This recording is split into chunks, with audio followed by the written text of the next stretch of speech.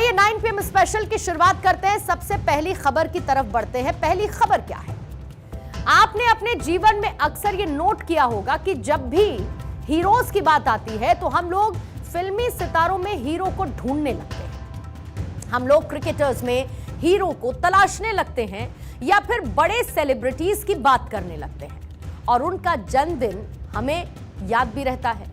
लेकिन कोई भी आजादी के सबसे बड़े नायक नेताजी सुभाष चंद्र बोस की बात ऐसे नहीं करता जैसे कि करनी चाहिए। ऐसे में आज हम इस प्रथा को बदलना चाहते हैं और रात के 9 बजे के प्राइम टाइम की हमारी पहली खबर नेताजी सुभाष चंद्र बोस को ही समर्पित है। खबरों को लेकर हमारा यह चुनाव शायद देश के बड़े बड़े संपादकों को टीआरपी के लिहाज से ठीक ना लगे, लेकिन हमें ऐसा लगता है कि यह हमारी ही जिम्मेदारी है कि आपको अपने देश के असली हीरो से मिलवाने में जरा सी भी देर नहीं करनी चाहिए।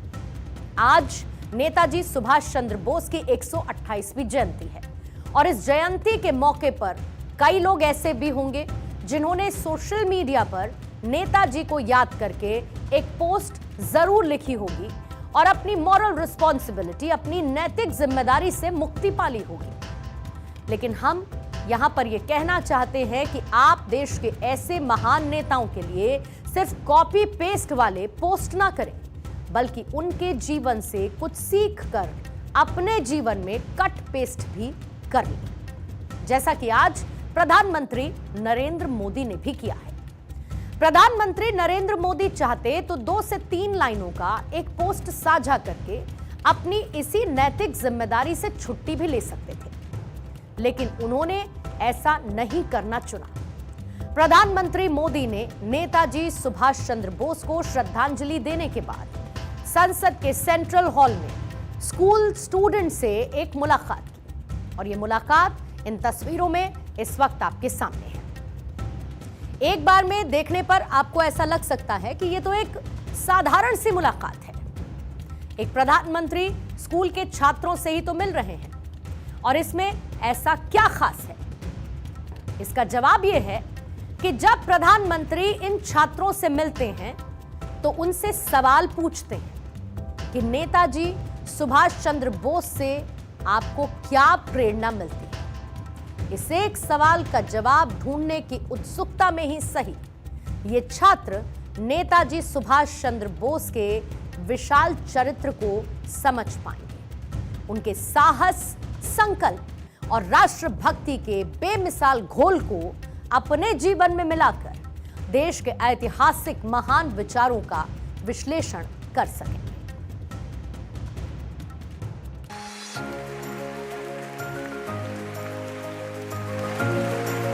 अच्छा, आज का क्या दिवस है? आज नेताजी सुभाष चंद्र बोस जी का जन्मदिन है। हाँ, उनका जन्म कहाँ हुआ? उड़ीसा में।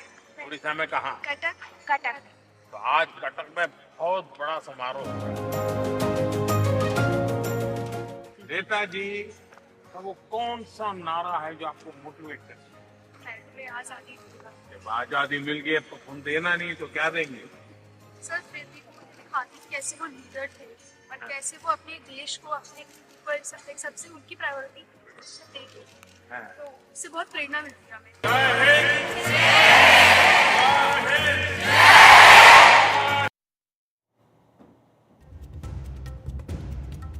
सुभाष चंद्र बोस की मिसाल आपको दुनिया में कहीं नहीं मिलेगी। दुनिया में शायद पहली बार ऐसा हुआ था कि देश के किसी नेता ने अपने देश की आजादी के लिए दुनिया में कहीं बाहर जाकर एक बड़ी फौज तैयार कर ली थी। आजाद भारत के लिए सुभाष चंद्र बोस के मन में एक बहुत बड़ा प्लान था और उनकी कही गई बातों और विचारों को आज भी पूरी दुनिया याद करती है। ऐसे में आज हम उनके जीवन से जुड़ी हुई 10 महत्वपूर्ण बातें आपको रिवाइज कराना चाहते हैं ताकि आप भी उन्हें आज सिर्फ याद न करें बल्कि उनके व्यक्तित्व, उनकी पर्सनालिटी से अपडेटेड भी रहें। पहली बात, नेताजी सुभाष चंद्र बोस का जन्म 23 जनवरी 1897 में ओडिशा में एक बंगाली परिवार में हुआ। उनकी मां का नाम प्रभावती और पिता का नाम जानकीनाथ था। सुभाष चंद्र बोस 14 भाई बहन थे। सुभाष चंद्र बोस ने इंडियन सिविल सर्विसेज की परीक्षा भी पास की थी, जिसमें उनकी चौथी रैंक आई थी, लेकिन उन्होंने अंग्रेजों से मुल्क की आजादी के लिए इस पद की बलि चढ़ा दी थी। सुभाष चंद्र बोस ने साल 1937 में अपनी सेक्रेटरी और ऑस्ट्रियन युवती एमिली से शादी की थी और उनकी एक बेटी है जिनका नाम अनीता है और वो आज जर्मनी में अपने परिवार के साथ रहती हैं।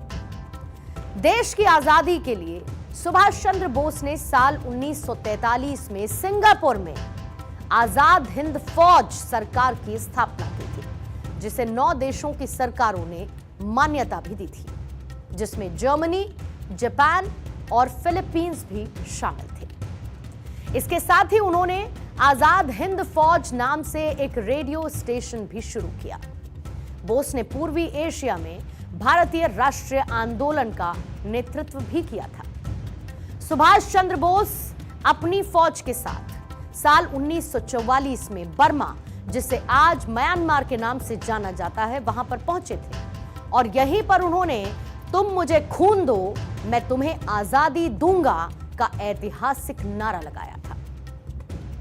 दूसरे विश्व युद्ध के दौरान सुभाष चंद्र बोस ने सोवियत संघ, नाजी जर्मनी, जापान जैसे देशों से ब्रिटिश सरकार के खिलाफ सहयोग मांगा था, जिसके बाद से उन पर फासीवादी ताकतों के साथ नजदीकी रिश्ते होने के आरोप लगे।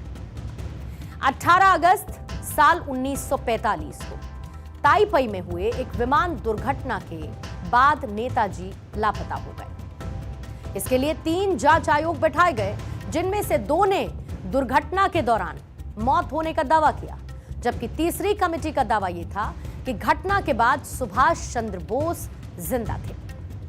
साल 2016 में प्रधानमंत्री मोदी सरकार में सुभाष चंद्र बोस से जुड़े हुए 100 गोपनीय दस्तावेज, सीक्रेट डॉक्यूमेंट्स को पब्लिक कर दिया गया, सार्वजनिक कर दिया गया और इसका डिजिटल संस्करण राष्ट्रीय अभिलेखागार में आज भी मौजूद है। इसके साथ ही साल 2021 में मोदी सरकार ने सुभाष चंद्र बोस की जयंती को पराक्रम दिवस के रूप में मनाने का ऐलान, घोषणा की थी। तो ये हमारा कुछ मिनट और कुछ सेकंड वाला नेताजी की जिंदगी का एक ट्रैवल पैकेज था, जो आज अपनी यादों में हमेशा के लिए आप अवेल करके रख सकते हैं। बाकी आज नेताजी सुभाष चंद्र बोस जी की वीरता को याद करने का दिन है। ऐसे में 9 PM स्पेशल में आज हम भारत 24 के पूरे परिवार की तरफ से देश के इन अमर वीर सेनानी को श्रद्धांजलि देते हैं। आज हम नेताजी सुभाष चंद्र बोस की जन्म जयंती का उत्सव मना रहे हैं।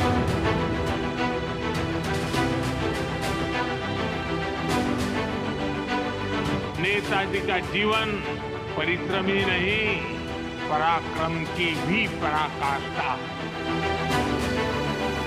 नेताजी ने भारत की आजादी के लिए अपने सपनों, अपने आकांक्षाओं को तिलांजलि दे दी। वे चाहते तो अपने लिए एक अच्छा जीवन चुन सकते, लेकिन उन्होंने अपने सपनों को भारत के संकल्प के साथ जोड़ दिया।